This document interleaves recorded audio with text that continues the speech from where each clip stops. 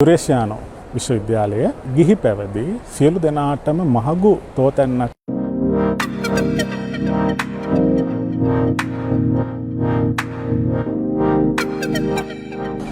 මේ ලෝකයේ ඉන්න ඕනෑම කෙනෙක් අධ්‍යාපනය හදාරනවා.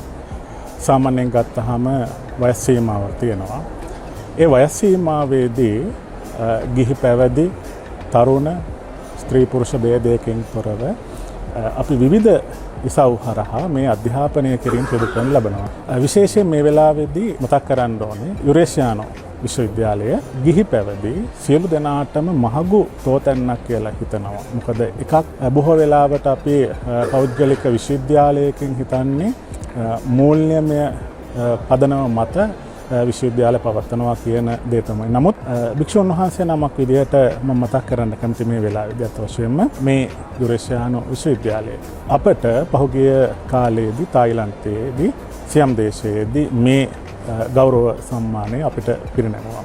ඉතින් බොහෝ වෙලාවට සැඟවිලා ඉන්න දක්ෂතා තියෙන භික්ෂුන් වහන්සේලා තෝරා ගැනීමක් තමයි මේ යුරේෂියානු විශ්වවිද්‍යාලය හර සිදු කරනු ලැබේ. ඉතින් ඒ නිසා මෙය නරඹන සියලු දෙනාට මතක් කරනවා ඔබේ අධ්‍යාපන කටයුතු තියෙනවා. වැඩිදුර අධ්‍යාපන කටයුතු තියෙනවා නම් ඔබ මේ යුරේෂියානු විශ්වවිද්‍යාලයත් එක්ක සම්බන්ධ වෙන්න. එය ඔබ ජීවිතයේ ඉදිරි දැක්ම සාර්ථක කරගන්නට හැකියාවක් ලැබෙයි කියලා අපි කල්පනා කරනවා. ඔබට තෙරුවන් සරණයි.